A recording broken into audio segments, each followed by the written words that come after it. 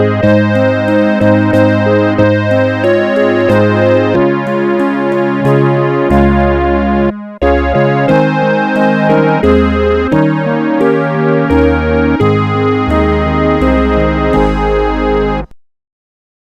días, amada iglesia, que el Señor les continúe bendiciendo. Bueno, para notificarles, el pastor Gerley me pidió el favor de informarles que el día de hoy no nos pudo acompañar porque amaneció indispuesto de salud. ¿Sí? Entonces también para que estemos orando en el transcurso del día, la semana, por la salud del pastor Gerley. Bueno, mis hermanos, vamos a orar antes de dar inicio al sermón en la mañana de hoy. Amado Dios y Padre que estás en gloria, te damos gracias, Señor, por reunirnos, Señor, por llamarnos, Padre, por apartarnos para ti, Señor. En este día, Señor, que tú has determinado, que tú escogiste para que tu pueblo, tus redimidos, Señor, aquellos que somos las ovejas de tu redil, oh Dios, nos reunamos para alabarte, adorarte y exaltarte, Señor.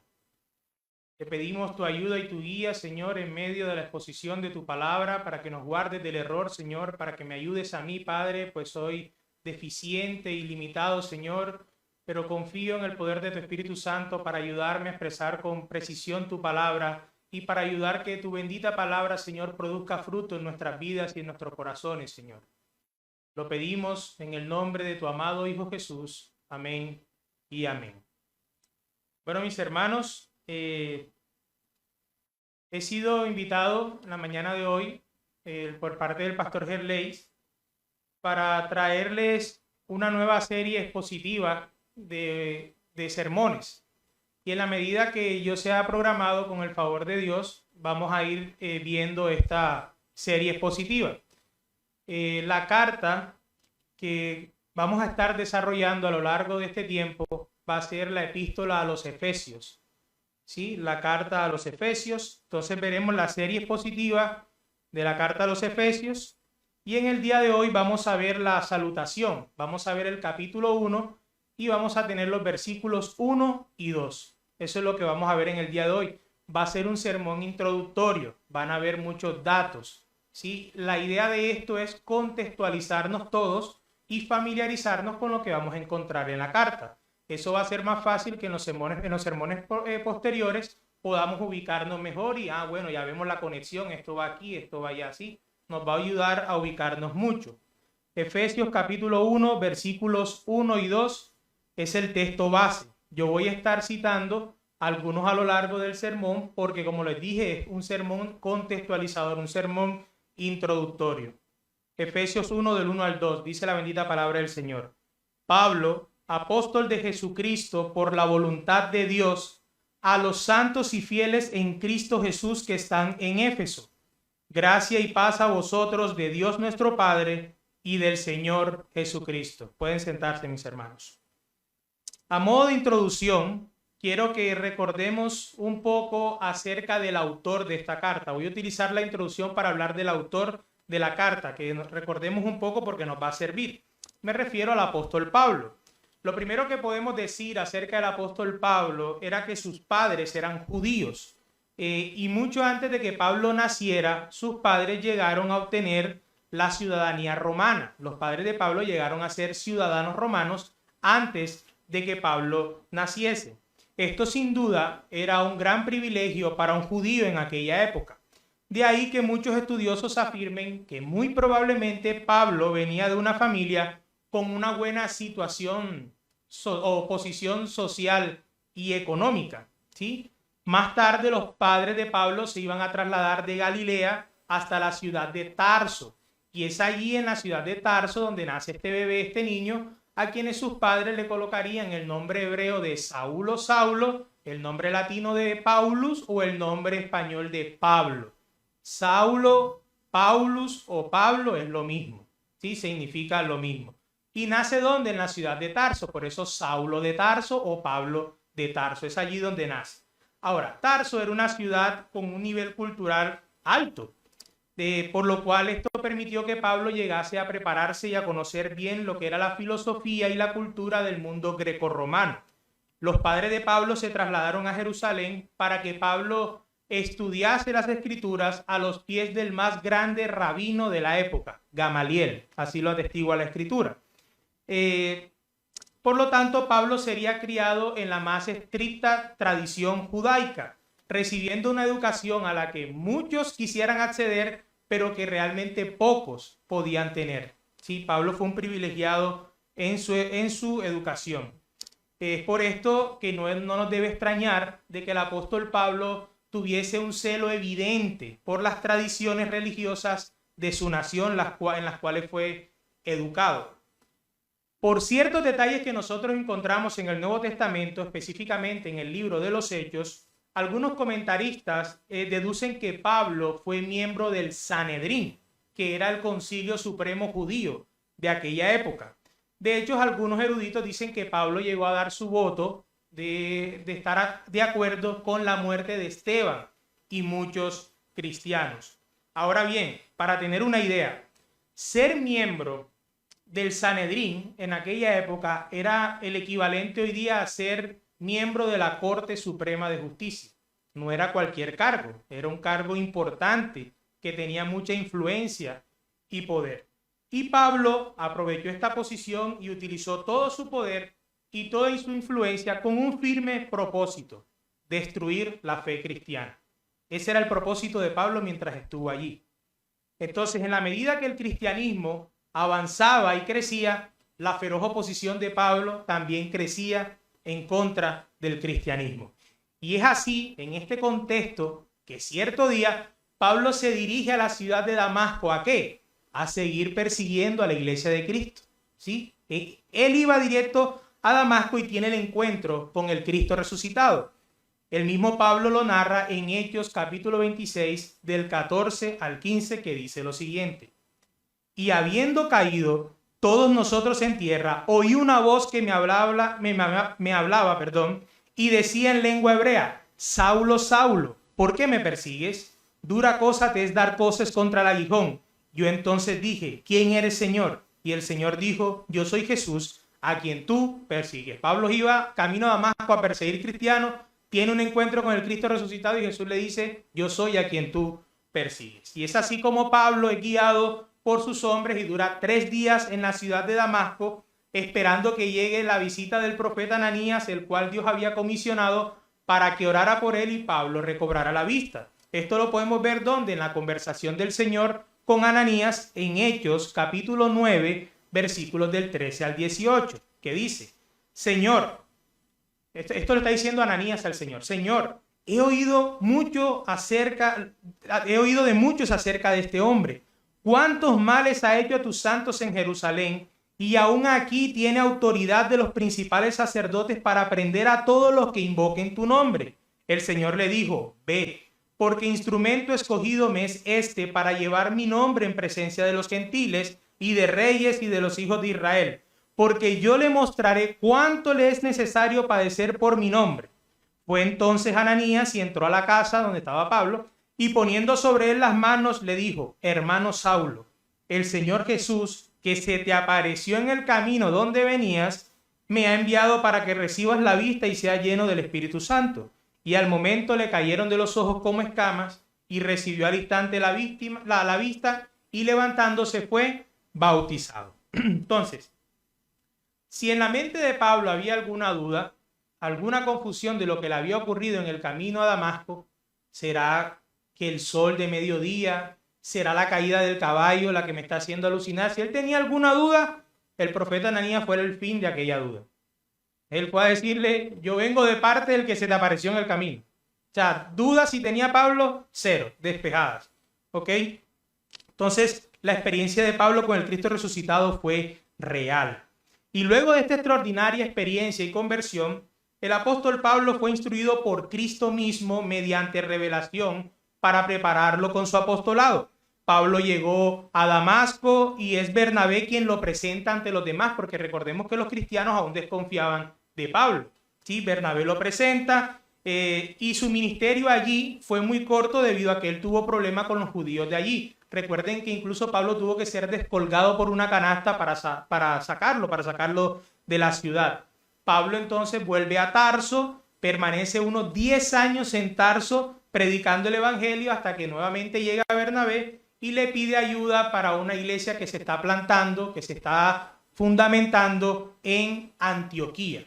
Entonces, posterior a todo esto, el Espíritu Santo lleva a Pablo a predicar el evangelio a otros lugares, realizando así los famosos 3 viajes misioneros de Pablo, que incluso muchas Biblias tienen los mapas al final y que los viajes de Pablo, los 3 viajes misioneros de Pablo. Bueno, esto ocurre así. En el primer viaje, Pablo llega a la parte sur del Asia Menor. En el segundo viaje, vuelve a Asia Menor, pero ya llegando hasta Europa. Y en el tercer viaje, Pablo llega a la ciudad de Éfeso. Ustedes ya van viendo por dónde los estoy llevando. Pablo llega a la ciudad de Éfeso. Allí en Éfeso, Pablo predicó el evangelio por 3 años. Luego salió de Éfeso, llegó a Jerusalén, es apresado en Jerusalén y enviado ¿a dónde? A Roma. Y estando prisionero en Roma, Pablo escribe varias cartas que son conocidas como las cartas del cautiverio o las cartas de la prisión. ¿Por qué se le llama así? Porque las escribió estando preso, ¿sí? ¿Cuáles son estas cartas? Filemón, Filipenses, Colosenses y esta carta que hoy empezamos a estudiar, la carta a los Efesios, conocida como la carta de los cautiverios. Entonces, como podemos observar, la carta a los Efesios, la carta fue escrita no en una gran oficina pastoral, no en una gran biblioteca, ni siquiera en un estudio bien amoblado, sino que fue escrita en una prisión. Entonces debemos estar muy atentos a lo que no el hombre Pablo, sino el Espíritu Santo tiene que decirnos a nosotros a través de esta carta. ¿Por qué? Recordemos que fue Pablo, va a destapar su corazón aquí. Miren, el impacto de Pablo con el Cristo resucitado fue tanto que Pablo, por amor a Cristo, pasó de ser un hombre que perseguía a cristianos a dar su vida por el evangelio, a dar su vida por los cristianos, a dar su vida por amor a Cristo. Ese fue el apóstol Pablo. Sin embargo, como dije, la razón primordial por la que debemos estudiar la carta se encuentra en el versículo 1, donde dice: Pablo, apóstol de Jesucristo por la voluntad de Dios. Pablo comienza citando la autoridad divina que le ha sido delegada a él, apóstol de Cristo. No por capricho, no de hombres, sino que la autoridad que él tenía había sido delegada por el mismo Cristo. Entonces lo que tenemos ante nuestros ojos es palabra divina, palabra de Dios. Recordemos que la autoridad de un apóstol para hablar dependía de la naturaleza de la autoridad del que lo enviaba. Si tú eras apóstol de Juanchito Perafán, pero Juanchito Perafán no tenía mucha autoridad, bueno, ¿sí ves? Pero este es apóstol de Cristo. De ahí la autoridad de las palabras de Efesios para nosotros hoy día. No debemos tampoco tomar esta carta como el conjunto de palabras de un hombre con una gran historia de película como la que acabamos de ver en la introducción, ni tampoco como las opiniones personales de un gran maestro, ni siquiera como las palabras del más grande misionero que ha tenido la iglesia, sino como un apóstol de Cristo, alguien que trae la revelación de Dios. Como dijo el gran Charles Hodge, la epístola se revela como la obra del Espíritu Santo, tan claramente como las estrellas declaran que Dios es su hacedor. Fin de la cita. Ahora, es importante también mencionar lo que en la historia se ha dicho mucho acerca de la carta. La carta a los Efesios era la epístola preferida del gran reformador de Ginebra, Juan Calvino. Juan Calvino duró años exponiendo acerca de la carta a los Efesios. Era su carta preferida. A Robinson llamó a la carta a los Efesios la corona de los escritos de Pablo. La corona de los escritos de Pablo. Samuel Taylor lo llamó la más divina composición humana y William Barclay la llamó la reina de las epístolas. Interesante que se expresen así, ¿cierto?, acerca de la carta a los Efesios. Dios ha usado el mensaje de la carta a los Efesios para llevar a muchos a la fe cristiana, para estimular a los creyentes a obrar. Esto va a ser importante a lo largo de la carta. El apóstol Pablo desafía a los Efesios y Dios nos desafía a nosotros a obrar. Eso va a ser muy interesante. Uno de estos, por ejemplo, fue Juan Mackay, el primer presidente del seminario de Princeton, el gran seminario de Princeton. Mackay dijo, y cito: a este libro le debo mi vida. Vi un mundo nuevo, todo era nuevo. Tenía una nueva visión, nuevas experiencias, nuevas actitudes hacia los demás. Amaba a Dios. Jesucristo llegó a ser el centro de todas las cosas. Había sido vivificado, estaba realmente vivo. Macay se refería a Efesios como el más grande de todos los escritos paulinos, el más maduro y el más relevante para nuestros tiempos. Claro, está dividido, ¿no? Para muchos el más grande de los escritos paulinos es Romanos, para otros Efesios, ¿sí? La razón por la cual lo decía es porque en Efesios nosotros encontramos de manera resumida la esencia del cristianismo. En esta carta nosotros encontramos quiénes éramos nosotros antes de que Dios nos salvara. La obra poderosa y magnífica de Dios a través de Cristo que realizó en nuestro favor. La nueva identidad que nosotros tomamos debido a la obra de Cristo y la vida nueva que debemos llevar en consecuencia con lo que Dios ha hecho por nosotros. Es el cristianismo ahí contenido en esta carta. El sermón en el día de hoy entonces lo he estructurado en 3 puntos o encabezados que nos van a ayudar a contextualizar, como dije. En primer lugar, vamos a ver la ciudad de Éfeso. ¿Cómo era la ciudad a la cual llegó esta carta? La ciudad de Éfeso. En segundo lugar, veremos la iglesia de Éfeso. Muy importante, ver cómo era el grupo de cristianos que estaba en esa ciudad, a los que le llegó la carta. ¿Sí? Nos va a ayudar a conocer y entender mucho a la audiencia primaria. ¿Sí? Y en tercer lugar, veremos el mensaje a Éfeso. La ciudad de Éfeso, la iglesia de Éfeso y el mensaje a Éfeso, ¿sí? Entonces, en primer lugar, la ciudad de Éfeso. El punto 1 y 2 va a ser cortico. Lo más importante va a ser el mensaje contenido ahí. Entonces, el primer punto, la ciudad de Éfeso.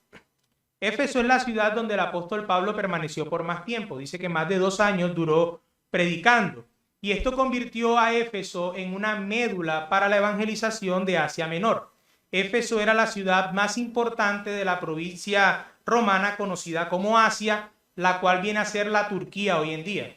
Esa era Asia en aquel momento, la Turquía que conocemos hoy en día. Llegó a formar parte del Imperio Romano antes de que Pablo la visitara y debido a su condición política y económica atraía mucha gente. Era una ciudad que atraía mucha gente. Y según los historiadores y expertos en arqueología, esta ciudad era grande y tenía una alta densidad de población entre 250.000 y 300.000 habitantes. Era bastante en aquella época, una ciudad muy poblada. Tenía un teatro con el tamaño de un estadio de fútbol, era grande. Y ese estadio puede que tenía cabida para unas 50.000 personas. Como ciudad del Imperio Romano se fomentaba el culto al emperador, como toda ciudad del Imperio Romano se fomentaba el culto al emperador. Pero Éfeso era más conocida por el culto a la diosa Diana, conocida en griego, en el nombre griego de Artemisa, Diana o Artemisa. Ese era el culto que se le daba en la ciudad de Éfeso, a un falso dios, Diana o Artemisa. Toda la ciudad estaba en pos de Diana, como vamos a ver ahora.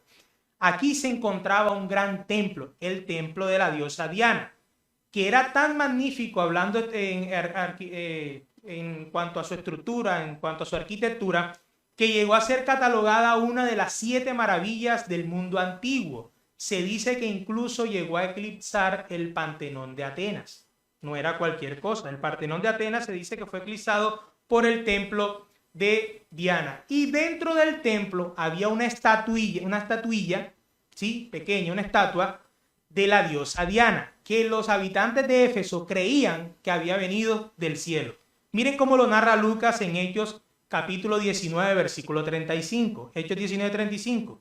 Entonces el escribano, cuando había apaciguado a la multitud, dijo: varones efesios, ¿y quién es el hombre que no sabe que la ciudad de los efesios es guardiana del templo de la gran diosa Diana y de la imagen venida de Júpiter? ¿Sí ven? Ellos creían que la estatua que tenía el templo de Diana había venido del cielo, de Júpiter. ¿Sí ven? Ellos creían eso. Había un culto fuerte en torno a Diana. Durante el mes de Artemisón, entre marzo y abril de nuestro calendario, se veneraba de manera especial a esta diosa. Las sacerdotisas de Diana escogían a las sacerdotisas vírgenes y practicaban lo que se conocía como la prostitución sagrada, en donde sus cultos religiosos culminaban en actos inmorales tales como las orgías. Eso se hacía en el mes cuando se veneraba a esta diosa. Y esta terrible idolatría e inmoralidad no era lo único, puesto que los habitantes de esta ciudad estaban entregados fuertemente a la magia y al ocultismo. Idolatría, inmoralidad, magia y ocultismo. Tremenda ciudad, ¿no? Entonces tenemos una ciudad relevante en muchos aspectos, pero que por otro lado era perversa y con una población entregada en desenfreno al pecado y a la maldad. Sin embargo, Pablo en su tercer viaje misionero se detuvo en Éfeso por un tiempo para predicar el evangelio en la sinagoga judía. Durante 2 años Pablo continuó predicando el evangelio en Éfeso y en toda Asia, de manera que, como dice Hechos 18 y 19, todos en Asia escucharon la palabra del Señor. Tremenda labor de Pablo, ¿verdad? Toda esta perversión en esta ciudad no fue impedimento alguno para que Pablo predicara y compartiera el evangelio. Ahora, esto nos llevaría a que seamos un poco más personal aquí. ¿Cuántas veces hemos colocado impedimentos para la propagación del evangelio? ¿Cuántas veces usted coloca impedimentos para compartir el evangelio? ¿Cuántas veces hemos desarrollado, inventado excusas baratas como que, ay hermano, es que Barranquilla, Soledad, Malambo está tan inmoral que para qué uno pierde el tiempo con esos jóvenes de hoy en día no escuchan? ¿Qué gana uno con eso? Pero no, ese no debe ser el razonamiento de un creyente. No es qué ganamos con eso. El asunto aquí es que si tú eres un cristiano, tu deber es propagar el evangelio, sin importar cómo esté tu ciudad. Si tu ciudad está entregada a la inmoralidad o no, sin importar el tema político, económico, social, nada puede ser un impedimento para que tú propagues el evangelio de Cristo, para que tú lo compartas. Debe ser todo lo contrario, no un impedimento, sino que debes verlo como un punto vital para que el Señor salve a los pecadores, como una vez lo hizo contigo y conmigo. Tú y yo no somos mejores. Que una ciudad esté rebosante de inmoralidad y de perversión debe llevarte a verla, a esta ciudad, como una gran temporada de pesca sobre la cual lanzar la red del evangelio. Es así como deberíamos verla, como un escenario perfecto para que la luz de Cristo y su evangelio y la de su iglesia brille intensamente.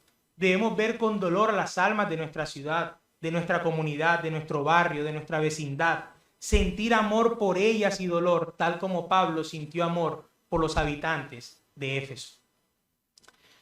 Pero en segundo lugar, quiero que hablemos también acerca de la iglesia de Éfeso. Entonces ya vimos unos rasgos particulares de la ciudad a la cual esta carta es enviada. Ahora hablemos un poco acerca de la iglesia, el grupito de cristianos que estaban allí en Éfeso. Entonces, tengan la idea de en dónde están este grupo pequeño de cristianos. No era fácil la ciudad, ¿verdad? Ok. En la segunda parte del versículo 1, Pablo utiliza varios calificativos para describir a sus lectores, a los que él le está enviando la carta. ¿Cuáles son estos calificativos? Son 4. En primer lugar, son santos. En segundo lugar, son fieles. En tercer lugar, están en Cristo. En cuarto lugar, están en Éfeso. Santos, fieles, están en Cristo y están en Éfeso. Entonces, en primer lugar, los cristianos, este grupito, estos lectores, estos receptores de la carta que están en Éfeso son los santos. Y esto no se refiere ni a un grupo de una superélite espiritual que había de pronto allí de algunos hermanos, tampoco se refiere a algún proceso de canonización que hubo en esa iglesia que estaba en Éfeso, sino que por santos se refiere a todos y cada uno de los que han creído en Cristo. Cada uno de los cristianos que estaba en Éfeso era un santo. ¿Sí? ¿Por qué? Se les llamaba santos porque habían sido separados, apartados para Dios, para pertenecerle a Él. Todos los cristianos, sean jóvenes o viejos, sean pobres o sean ricos, sean sabios o sean sencillos, todos los cristianos son santos. En ese sentido, que hemos sido apartados para pertenecerle a Él y a su servicio, a su obra, a su propósito. Hemos sido reservados para Dios y sus propósitos eternos, como nos va a mostrar en la carta. ¿Sí? Entonces a eso se refiere, son santos. Pero ese grupo, ser santo también, y permítanme aclarar aquí, no es el fruto de muchos años de esfuerzo. No es que cuando yo llego al cristianismo entonces me esfuerzo mucho para poder ser catalogado como un santo. No, ser santo es el fruto natural de ser un cristiano. Una vez naces de nuevo, tú eres santo. Es el fruto natural. No hiciste nada. Es una obra de Dios. Él te ha apartado, tú no te apartaste. Sí, luego tú en consecuencia vives una vida de santificación, te apartas para Dios, pero Él fue el que te apartó a ti. Él es el que te ha santificado, ¿sí? Pero en segundo lugar, ellos no son solo fieles, no son solo santos, sino que también son fieles. Griego, adjetivo pistos, nos dice mucho aquí. ¿Por qué? Porque tiene una connotación tanto activa como pasiva, como aquellos que son confiados y que tienen fe, pero también en pasivo como aquellos que son confiables y que permanecen siendo fieles. Son confiados, tienen fe, son confiables, permanecen siendo fieles. Entonces, con fieles nos referimos a un creyente, a alguien que es creyente y que permanece fiel. ¿Sí? Fieles quiere decir a alguien que es creyente, que ha creído, que ha confiado, pero que también permanece siendo fiel. Creer y fidelidad están mezclados aquí. Fidelidad es la respuesta de los santos a la gracia de Dios. Ellos estaban llenos de confianza y esa confianza los conducía a obedecer. De hecho, la combinación de estos dos términos, santos y fieles, resume la estructura de toda la epístola. ¿Por qué? Esta carta tiene dos partes muy claras y bien definidas, que si usted se lee Efesios del principio al final, usted va a notar una división clara. Capítulos 1, 2 y 3, primera parte. Capítulos 4, 5 y 6 es la segunda mitad. Está dividida, ¿sí? Del capítulo 1 al capítulo 3, capítulo 1, 2 y 3, Pablo describe la obra de Dios al apartar a los efesios como santos, ¿sí? Capítulos 1 y 2 y 3 cargados de doctrina, mostrando lo que Dios ha hecho para apartar a los efesios como santos. Capítulo 4, 5 y 6, Pablo llama a los efesios a vivir como aquellos que han sido apartados por Dios. Práctica. Doctrina y práctica. Ortodoxia y ortopraxis. ¿Sí? Eso es lo que vemos en esta carta. Nos llama a vivir como santos. Nos muestra cómo Dios nos ha apartado. Nos llama luego a vivir como aquellos que han sido apartados para Dios. Conectado con un pues. Capítulo 1, 2 y 3 conecta el capítulo 4, 5 y 6 con la palabra pues. En consecuencia, debido a, teniendo en cuenta esto. A eso es lo que Pablo nos desafía. Ellos no solo son santos, no solo son fieles, sino que Pablo también les dice, la salutación nos dice que están ¿dónde? En Cristo, a los santos y fieles en Cristo. Esta expresión, te puede hacer la tarea cuando se vaya para su casa, busque en Efesios, cada vez que diga en Cristo, en Él, en el Señor, en el amado, y verá cuántas veces aparece, casi 40 veces en la carta. Es central el mensaje en Cristo, en Él, en el amado, en. ¿Sí? Están en Cristo. Estar en Cristo es estar personal y vitalmente unido a Él, tanto como los pámpanos lo están a la vid, tanto como los miembros lo están al cuerpo. Eso es estar en Cristo. Y de paso, eso también incluye estar unido al cuerpo de Dios, a los demás miembros. ¿Sí? No. Esta mano que está unida a mi cuerpo no le puede decir a la otra, yo no tengo nada que ver contigo, porque somos miembros de un mismo cuerpo. Entonces, cuidado con los problemas que tengamos nosotros como hermanos, ¿sí? Porque estamos teniendo un problema con el cuerpo de Cristo.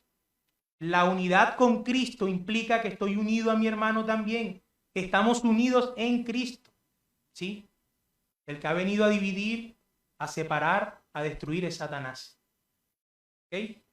Eso solamente un paréntesis, teniendo en cuenta el tema de la unión en Cristo. ¿Por qué? Porque es imposible ser parte del cuerpo sin estar unido a la cabeza ni a los demás miembros. Si usted es miembro del cuerpo, es porque usted está unido a la cabeza, que es Cristo, y a los demás miembros, que son sus hermanos. Estamos unidos al mismo cuerpo. No puede ser miembro del pueblo de Dios sin estar unido a los demás miembros del pueblo. Estamos todos unidos. Entonces, ser cristiano no es más ni menos que estar en Cristo. Pablo no está diciendo simplemente que ellos creían en Cristo, sino que ellos estaban en Cristo en un sentido posicional.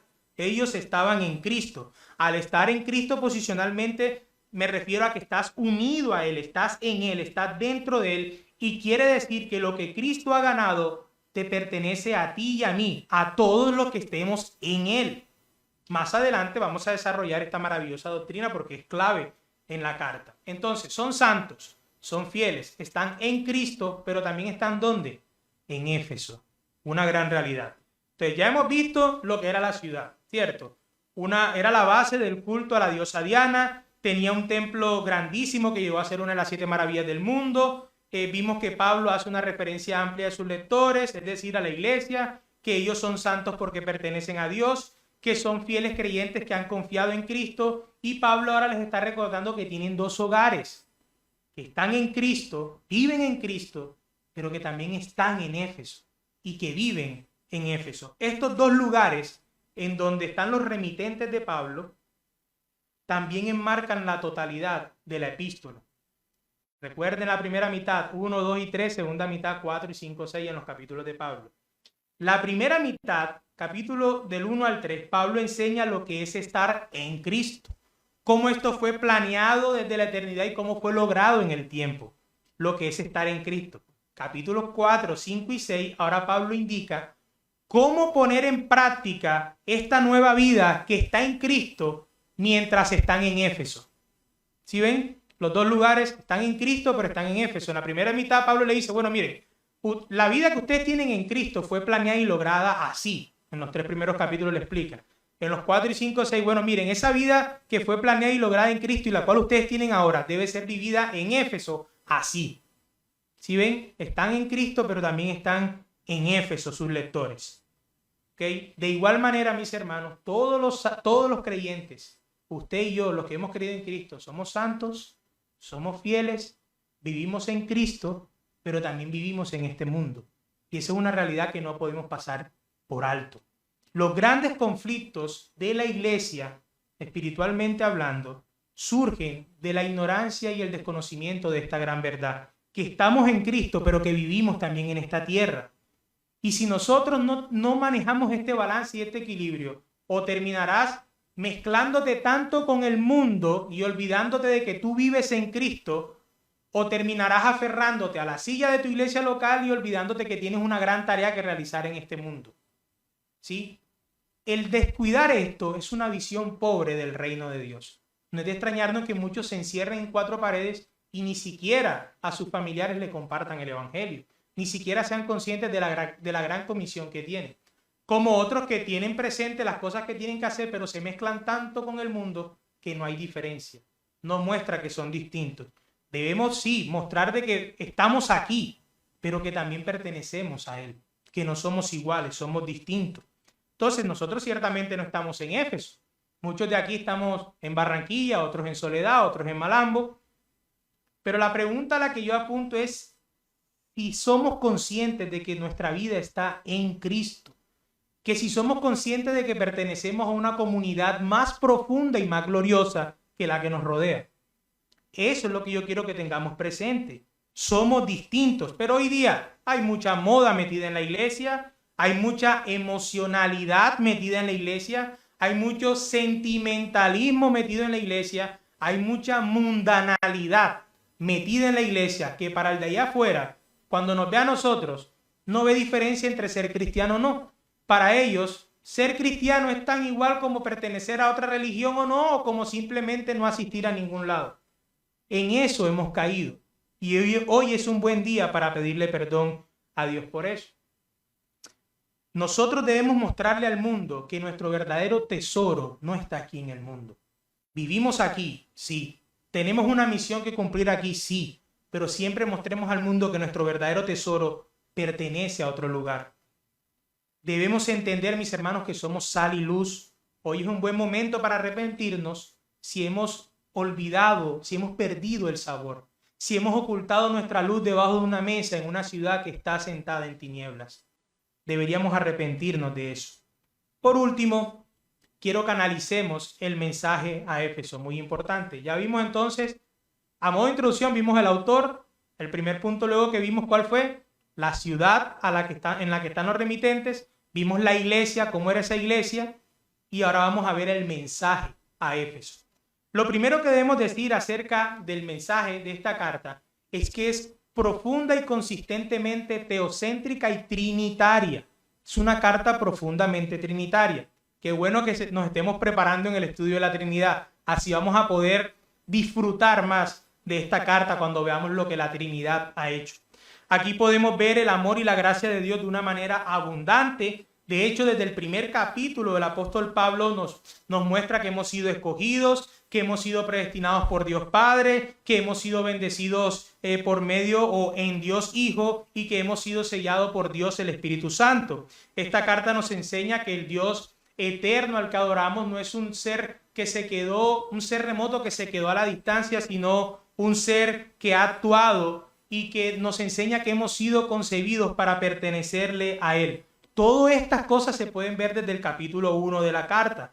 En Efesios nosotros podemos ver lo que Dios hizo a través de la obra histórica de Jesucristo y lo que Dios hace hoy a través de su Espíritu Santo con el fin de crear una nueva sociedad, una nueva comunidad y todo esto en Cristo. Todo esto en Cristo. Pero si hay una doctrina que resalta de principio a fin en la carta a los Efesios, es la doctrina de la unión con Cristo. De hecho, el sermón en el día de hoy, no lo dije, pero se llama unión con Cristo. Ya algunos lo habían visto de pronto en la imagen. Es unión con Cristo. Ese es el mensaje en la carta. Hay mucha doctrina, pero la doctrina que más resalta es nuestra unión con Cristo. De hecho, por eso le dije, tómese la tarea de ver donde dice en Cristo. Estamos en Él, ¿sí? Mientras el apóstol Pablo va revelando el glorioso misterio de la salvación, reitera constantemente la frase en Cristo o en Él. Esta repetición de la expresión en Él nos señala la doctrina de la unión con Cristo. Ahora bien, ¿qué es la unión con Cristo? ¿Qué significa estar unido a Cristo? En su teología sistemática, Louis Berkhof define la unión con Cristo como aquella unión espiritual, íntima y vital entre Cristo y su pueblo, en virtud de la cual Él es la fuente de la vida y de la fuerza de ese pueblo, de su bienaventuranza y su salvación. Fin de la cita. A esta unión se le conoce también en teología como la unión mística. Ahora, no nos confundamos, cuando hablamos de místico, nos referimos a que va más allá de nuestra capacidad natural para entenderlo, algo que en cierto sentido es inefable. No estamos hablando aquí de meter algo de misticismo y cosas así, sino que cuando hablamos de unión mística, místico quiere decir que no lo podemos comprender en su totalidad, sigue siendo un misterio. La unión de los creyentes con Dios es un misterio. Que estemos en Cristo es un misterio. Va más allá de nuestra comprensión natural. No hay categorías en el mundo creado que nos permitan explicar exactamente cómo es esta unión con Cristo, ¿sí? Ahora, sabemos que la preposición en, ¿qué significa? Dentro de. Si nosotros decimos que estamos en este local, estamos diciendo que estamos dentro del local. Si usted está fuera del local, usted no diría que está en el local, al menos que esté mintiendo, ¿cierto? Usted diría que está aquí en el local si está dentro del local. Entonces, en Cristo se nos está diciendo que estamos dentro de Cristo, estamos dentro de Cristo, ¿sí? Cristo está en nosotros, nosotros estamos unidos a Cristo. Unidos a Cristo, Cristo unido a nosotros, es algo recíproco, ¿sí? Las Escrituras declaran que todos aquellos que hemos creído realmente en Cristo, estamos en Cristo y Cristo está en nosotros. Es una unión espiritual entre cada creyente y Cristo. Esto quiere decir que Cristo está unido a nosotros y nosotros a Él. Unidos a Él en su muerte y por consiguiente también estamos unidos a Él en su resurrección. Es lo que atestigua la Escritura. El doctor Sinclair Ferguson dice que estar unido a Cristo es participar en una unión creada por la morada del Espíritu del Hijo encarnado, quien está en el Padre como el Padre está en Él. Y atento aquí, la unión con Cristo significa nada menos que la comunión con las tres personas de la Trinidad. La unión con Cristo significa nada menos que la comunión con las tres personas de la Trinidad. Esto no significa que la naturaleza divina sea infundida en los creyentes. Y mire lo que dice Sinclair. Nuestra unión con Cristo es espiritual y personal. 2 puntos, dice él. Se produce por la presencia del Espíritu del Hijo del Padre. Miren esto. La presencia del Espíritu del Hijo del Padre. ¿Están viendo la Trinidad allí? El Espíritu del Hijo del Padre. ¿Sí? Un solo Dios en tres personas. Sinclair dice, esta unión se produce, recuerden que somos templo del Espíritu Santo, por la presencia del Espíritu del Hijo. Recuerden que la Escritura habla del Espíritu Santo como el Espíritu de Cristo también. Es el Espíritu del Hijo, el Espíritu de Él. La presencia del Espíritu, del Hijo, del Padre. Sí, somos templo del Espíritu Santo, pero recordemos que Cristo nos dijo que el Padre y Él harían morada en nosotros también. No podemos tener al Espíritu Santo y tener al Padre y al Hijo en otro lado. Recordemos que la Trinidad es indivisible. ¿Sí? ¿Recuerdan eso? Somos templo del Dios Trino. Tenemos comunión con el Dios Trino, no con una de las personas de la Trinidad, sino con el Dios Trino. Y de hecho, a lo largo de la carta veremos que todo en la vida del creyente, todo en la vida tiene que ver con el Dios Trino. El Dios Trino actúa indivisamente. No es que el Padre fue el que creó, el Hijo fue el que hizo esto acá y el Espíritu... No, un solo Dios actúa, roles distintos, sí, pero un solo Dios es el que crea. Y por eso la Escritura nos muestra al Padre creando, en otros al Hijo que es el que crea y en otros al Espíritu Santo como agente activo de la creación. La salvación es obra del Dios Trino. No fue solo Cristo quien te salvó. El Padre, el Hijo y el Espíritu Santo te salvaron, me salvaron. El Dios Trino. La unión con Cristo es comunión con el Dios Trino, lo cual implica que todos los beneficios de nuestra redención son para nosotros. ¿Beneficios como cuáles? Bueno, el Catecismo Mayor de Westminster responde la pregunta 69 diciendo: la comunión en gracia que tienen con Cristo los miembros de la Iglesia invisible es su participación de la virtud de su mediación en su justificación, adopción, santificación y todo lo demás que en esta vida se manifiesta su unión con Cristo.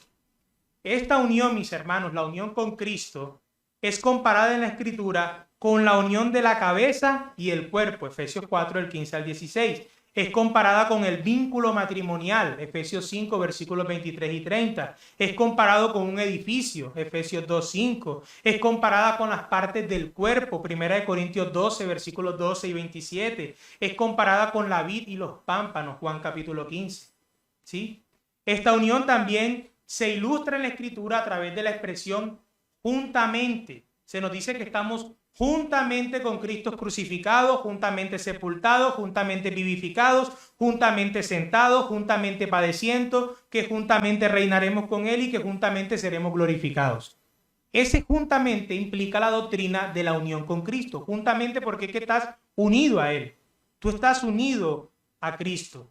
El apóstol Pablo nos enseña que nosotros los que estamos en Cristo hemos sido bendecidos con grandes e innumerables bendiciones, que hemos sido levantados de muerte a vida, reconciliados con Dios, justificados, santificados, adoptados, que somos la nueva sociedad de Dios. Y todo esto es posible única y a través de Cristo. Todo esto es posible en y a través de Cristo. Es una carta profundamente cristocéntrica y trinitaria. Todos los grandes privilegios, mis hermanos, que gozamos nosotros como creyentes en esta nueva vida, están en nuestra unión con Cristo. Efesios nos presenta el evangelio de nuestra unión con Cristo de un modo más intenso que cualquier otra carta. Somos la familia de Dios el Padre, somos el cuerpo de su Hijo Cristo y somos el templo de su Espíritu Santo. Entonces, el propósito principal de Efesios es que sus receptores sean edificados recordándoles lo maravilloso que es la obra de Dios en Cristo, lo vitalmente importante que es la unidad con Cristo y cómo es que se vive una vida para Cristo. Lo que el apóstol Pablo deseaba en esta carta era fundamentar, formar y desafiar a todos los creyentes a que vivan su fe. Toda esta carta es una extraordinaria combinación de doctrina cristiana y deber cristiano. Fe cristiana y vida cristiana. Lo que Dios ha hecho y lo que nosotros tenemos que hacer en consecuencia. Este evangelio que nosotros encontramos en Efesios no es compatible con el pseudoevangelio que se predica en muchos púlpitos en nuestros días. El mensaje presentado en esta carta requiere de cristianos que actúen. Nos muestra una fe que obra. El quietismo y los cristianos relajados no pueden soportar el penetrante mensaje de la carta a los Efesios. La relevancia del mensaje de esta carta para nuestros días es obvia, ya que trata con el mayor problema que siempre ha aquejado a la humanidad, el pecado y el corazón del ser humano. La sociedad cree que el problema se puede solucionar con mejor educación. Algunos creen, muchos gurús dicen que la solución al mal es la creación de parques, debemos crear más centros recreacionales, debemos apoyar más a los jóvenes en el deporte, que debemos crear más subsidios para eliminar la pobreza, y eliminando la pobreza se eliminaría el mal en la sociedad. Otros proponen más presencia psicológica, otros mejores aumentos de salario, etcétera, etcétera, etcétera. Pero ninguna de estas propuestas son la solución al pecado y al corazón del hombre. La única solución al pecado y el corazón del hombre es nada menos que una nueva creación. Que Dios haga del hombre caído una nueva criatura. Así nos los presenta Efesios. Efesios nos muestra que esta gran bendición ya ha sido provista por medio de la obra de Cristo. Y es con base en esta nueva creación que se hace ahora el contraste entre la nueva y la vieja creación, entre la iglesia y el mundo, entre el cristiano y el inconverso, entre los hijos de luz y los hijos de las tinieblas, entre la nueva manera de vivir y la vieja manera de vivir, entre los hijos de Dios y los hijos de ira, entre los hijos de luz y los hijos de las tinieblas. Porque en otro tiempo erais tinieblas, mas ahora sois luz en el Señor, andad como hijos de luz, Efesios 5:8. En otro tiempo, mas ahora soy. ¿Sí ven? En otro tiempo, o sea, es decir, ya no puedes seguir viviendo así. Sí, la mayoría de los que te rodean viven así, pero ya tú no eres así, tú eres distinto. Actúa y vive como alguien distinto que ha sido trasladado de las tinieblas a la luz, que ha sido pasado de un estado de muerte espiritual a vida espiritual. Eso es lo que abunda en Efesios. ¿Sí? Efesios también nos dice cómo ser la iglesia de Cristo. ¿Cómo es la iglesia? Una iglesia que refleja la relación con Dios y los unos con los otros. De hecho, como dije, Pablo ilustra esta relación con ejemplos como edificio, cuerpo, familia y matrimonio. Veamos el versículo 2 también, porque aquí hay mucho del mensaje. El versículo 2, gran parte del mensaje de Efesios está contenido aquí en la salutación, como hemos visto. Miren el versículo 2. Gracia y paz a vosotros, de Dios nuestro Padre y del Señor Jesucristo. Gracia y paz era la forma acostumbrada del saludo contemporáneo de aquella época, ¿sí? Y Pablo comenzaba sus cartas así. Y era una forma cristianizada del hebreo y el griego de esa época. Es como si Pablo tomara lo común y corriente y colocara la gracia de Dios allí. Gracia, ¿qué significa gracia? Recordemos, es un regalo inmerecido, un regalo realmente inmerecido, ¿sí? Que indica la libre iniciativa de Dios al salvarnos a nosotros. Paz, ¿qué significa paz? Paz es el acuerdo que pone fin a una guerra, que indica la libre iniciativa de Dios de reconciliar a los pecadores consigo mismo a través de Cristo. Paz y gracia. Paz es la palabra que encontramos en el Antiguo Testamento como shalom, ¿cierto? Que refleja no solamente un sentimiento de quietud o de calma, sino un bienestar completo. Cuando el judío le decía a otro shalom, no solo quería que estuviera en calma, sino que estuviera bien completamente, enteramente. Esa era la paz que deseaba, un beneficio, un bienestar completo en la vida de la persona. Y Pablo desea para sus lectores esa paz que sobrepasa todo entendimiento, esa paz que viene de la reconciliación en Cristo, esta paz y esa gracia por la cual nosotros somos parte de la nueva comunidad de Dios, es decir, la iglesia, Efesios 4. Es por esta paz y por esta gracia que nuestra manera de vivir es transformada, Efesios 4 y 5. Es por esta gracia y por esta paz que nosotros somos fortalecidos para permanecer firmes en la batalla espiritual, Efesios 6 del 10 al 20. Entonces, gracia y paz no es algo simplista, no es algo sin valor, no es un cliché, no es un saludo, bueno, que Pablo lo hacía porque sí, sino que gracia y paz son dos palabras claves en toda la carta. Efesios 2.5 dice que por gracia somos salvos. En el 2.7 se nos habla acerca de las riquezas de su gracia. En el 2.8 que por gracia somos salvos por medio de la fe. En el 4.7 que es por su gracia que nos han sido dados los dones para el servicio. En el 2.14 se nos dice que Jesucristo es nuestra paz. En el 2.15 que hizo la paz a través de la cruz. En el 2.17 que anunció paz a los judíos y a los gentiles por igual. En el 4.3 se nos dice que debemos guardar la unidad mediante el vínculo de la paz. En el 6.15 se nos dice que las buenas nuevas se denominan el evangelio de la paz. Entonces, como dice John Stott, si queremos un resumen conciso de las buenas nuevas que se anuncian en toda la carta, no podríamos encontrar nada mejor que la frase paz por gracia. Paz por gracia es el contenido, el resumen también de la carta a los Efesios. Pero en este saludo, en estos 2 versículos que leímos, no podemos pasar por alto la conexión vital entre el autor, los lectores y el mensaje. ¿Sí? Miren esto. El autor es apóstol ¿de quién? De Cristo, ¿cierto? Los lectores están ¿en quién? En Cristo. Y la gracia y la paz provienen de Dios Padre ¿y de quién? En Cristo. ¿Sí están viendo la unión que hay entre el autor, los lectores y el mensaje? Los beneficios. ¿Todo está ¿dónde? En Cristo. En Cristo. Cristo es el centro y total protagonista de esta carta, mis hermanos, al igual que en la Escritura. Y ese deseo de Pablo de paz y gracia lo podemos entender aún más cuando vemos lo que había ocurrido un tiempo atrás en la ciudad de Éfeso a estos primeros cristianos. Nosotros debemos recordar que algunas personas, como lo narra Hechos 19 del 23 al 34, dice que algunas personas tenían buenas ganancias debido a la fabricación de templecillos de Diana. Comercio se giraba en torno a Diana.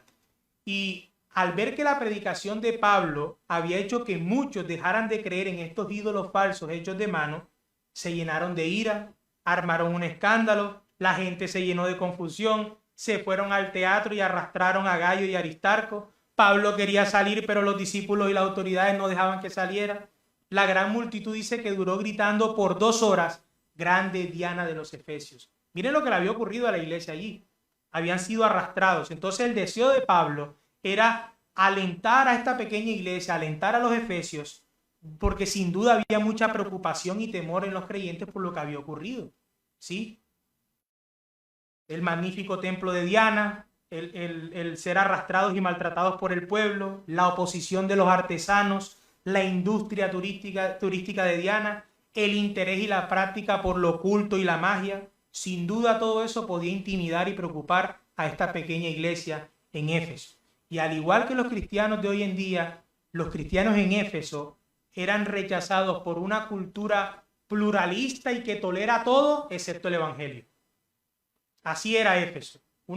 Eran pluralistas, toleraban todo excepto el cristianismo. Si hay algo que tienen en común todas estas ideologías, es un enemigo, el cristianismo. No importa la época.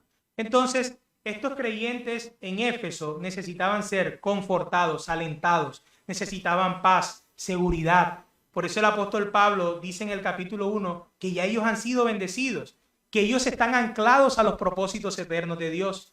Ellos estaban bajo amenaza de las potestades oscuras. Pablo les recuerda que Cristo ha vencido y conquistado las potestades oscuras. Ellos estaban amenazados por las influencias del mundo, la carne y Satanás. Pablo les recuerda que Cristo los ha resucitado de esa muerte espiritual. Ellos eran rechazados por la sociedad. Pablo les recuerda que ellos son parte de la familia de Dios. Ellos vivían en una ciudad de un falso ídolo y un falso templo. Pablo les recuerda que ellos ahora son el verdadero templo del Dios verdadero. Vivían en una ciudad impía y hostil. Pablo les recuerda cómo el evangelio transforma vida y cómo la iglesia es una comunidad, una sociedad santa en contraste con la sociedad que los rodea. En medio de una sociedad donde el matrimonio, la familia y el trabajo estaban corrompidos por el pecado y el individualismo, Pablo les recuerda que la gracia de Dios transforma todas las relaciones y todas las esferas. Ellos sin lugar a dudas sufrían del ataque de Satanás y las tinieblas. Pablo les muestra cómo permanecer firmes y victoriosos en la batalla con la armadura del Espíritu y su palabra. En conclusión, Efesios es verdaderamente una carta que necesitamos para nuestros días. Su mensaje sigue siendo actual y vital como para la iglesia de aquella época. De hecho, esto se dice que era una carta encíclica, porque muchos manuscritos de esta carta dice así: a los santos y fieles en Cristo que están en Raya. ¿Sí? Hay muchos manuscritos que dicen que están en Éfeso y otros manuscritos, otras copias, que dicen a los santos y fieles en Cristo que están en Raya. Lo cual da a entender que después de haber sido leída en Efesios, la carta debía ser circulada. Era una carta circular que podía ser leída y aplicada en toda la iglesia. Entonces en esa raya coloque Barranquilla, Soledad, Malambo, Puerto Colombia, Comunidad de Gracia. ¿Sí ven? Es una carta vital para nosotros. Necesitamos este mensaje porque nos dice quiénes somos, quién es Dios que ha hecho Dios y que debemos hacer. Como la iglesia de Cristo, debemos hacer que esta epístola forme parte de nuestra vida y que en su mensaje haga parte de su ser. Ahora quiero dirigir unas palabras para si aquí hay alguno que no sea creyente o alguno que de pronto no esté escuchando o viendo por el video. Y lo primero que tengo que decir es que si tú no eres creyente, tú estás ahora mismo sin Cristo. Tú no estás unido a Cristo si no has creído en Él. Y al estar sin Cristo, ninguna bendición de la que nosotros hemos hablado en el día de hoy, ninguna bendición que Cristo haya conseguido está para ti. No te pertenece si tú no estás unido a Cristo. Si tú no estás unido a Cristo, si tú no estás en Él, no hay forma de que alguna de estas gloriosas verdades te pertenezcan a ti. Pero no quiero que pienses en Cristo y sus beneficios como dos cosas separadas, como si pudieses obtener los beneficios sin Cristo. Eso no es así. El Evangelio no te presenta los beneficios de Cristo. El Evangelio te presenta a Cristo. Y es estando en Cristo que podrás gozar de todos sus beneficios. No hay beneficio fuera de Cristo. Los beneficios están en Cristo. La mayor bendición que tú puedes tener es estar en Cristo, es tener a Cristo. Esa es tu mayor bendición, estar unido a Él. Por eso yo te invito a que creas en Cristo, a que rindas tu vida a Él y no cometas el terrible pecado de creer que otro día o más adelante tendrás tiempo de arrepentirse. Es hoy. No importa quién tú seas, no importa lo que hayas hecho, si tú crees verdaderamente en Cristo, yo te aseguro por el poder de la palabra de Dios que hoy mismo estarás unido a Él, que serás salvo y empezarás a ser parte de esta comunidad de pecadores salvados por gracia. Cristo vivió una vida pura y en obediencia a la perfecta ley de Dios. Él fue levantado en una cruz y murió por los pecados de todos los que lo invoquen. Y yo te ruego que no pospongas la oferta del Evangelio que te es dada hoy. Arrójate enteramente a la misericordia de Dios. Pero también unas palabras para mis hermanos, para los que hemos creído en Cristo. Como dije varias veces, la carta está dividida entonces en dos partes. La primera parte, que es doctrinal, que muestra lo que Dios ha hecho y está haciendo, y la segunda parte, que se nos muestra la parte práctica, es decir, los deberes que tenemos como creyentes, nuestra respuesta consecuente a lo que Dios ha hecho, ¿cierto? Recuerden. Entonces, Dios está activo, nos muestra Efesios. Dios está trabajando, nos muestra Efesios. Y yo pregunto, ¿qué estás haciendo tú? Si Dios te ha llamado de las tinieblas a la luz, si Dios te ha apartado, Dios está apartando ahora mismo un pueblo para sí, yo pregunto, ¿tú estás viviendo a la altura de ese llamado? ¿Estás mostrando al mundo que eres distinto? ¿Estás mostrando al mundo que has sido apartado para Dios, que eres un apartado para Dios? ¿Estás trabajando en tu santificación? Si Dios te ha apartado, ¿estás trabajando tú también en consagrarte para Él? ¿Estás mortificando tu pecado? ¿Estás empleando tu tiempo en las cosas eternas? ¿Estás siendo luz en medio de una sociedad que está en tinieblas? Pero también quiero darte palabras de consuelo. ¿Has recibido críticas? ¿Has sido difamado? ¿Han levantado una serie de males contra ti mintiendo? Satanás y tu corazón en ocasiones te dicen que eres un hipócrita y que no perseverarás hasta el final. A veces en tu corazón has creído o te has dicho que no llegarás hasta el fin, que no lograrás acabar la carrera. Déjame decirte que estas cosas no definen realmente quién tú eres. Lo que Satanás, otras personas o tu corazón digan de ti no te define. Tu identidad está en Cristo y lo que Él ha hecho por ti. No lo que otros digan, no lo que Satanás diga, no lo que tu corazón te diga. Tu identidad está en Cristo porque tú estás en Él. Tu identidad está en Él. Fija tus ojos en Él. No mires a otro lado. No atiendes tu oído a lo que otros dicen, sino a lo que el Señor ha hecho por ti. Fija tus ojos en Él. Tu identidad está en Él. Eres un cristiano, estás unido a Él. Eso es lo que debes tener presente siempre. Y esa unión, esta unidad, el que tú estés en Cristo, nada ni nadie la podrá romper. Una vez unido a Cristo, siempre estarás unido a Él. Él no te soltará. A través de esta maravillosa carta, el Señor nos muestra todos los gloriosos recursos. Ustedes van a ver la cantidad de recursos que tenemos como creyentes para no vivir como pordioseros espirituales. Todo esto se ve aquí. Nos da seguridad, nos da aliento, nos da esperanza y nos muestra cómo ser luz en medio de una sociedad que vive en tinieblas. Que el Señor bendiga su palabra. Vamos a orar. Bendito Dios y amado Padre, te pedimos perdón, Señor, porque ciertamente no hemos vivido, Señor, a la altura de lo que tú has hecho por nosotros. No hemos sido consecuentes la mayor parte de nuestras vidas, Señor. No empleamos nuestras fuerzas, nuestra dedicación y tiempo como deberíamos, Señor. Muchas veces somos inconsistentes o hasta incoherentes, Señor, en nuestra manera de vivir con aquello, Señor, que tú has hecho por nosotros. Danos gracias, Señor, para vivir realmente como tú quieres que vivamos, Señor. Aplica todas estas verdades, Señor, de tu palabra en nuestros corazones, que podamos dar frutos, Señor, que podamos vivir conforme a tu voluntad. Danos gracia para ser activos, Señor, en la propagación del Evangelio. Danos gracia para poder ser luz en medio de esta sociedad, en medio de esta ciudad, Señor.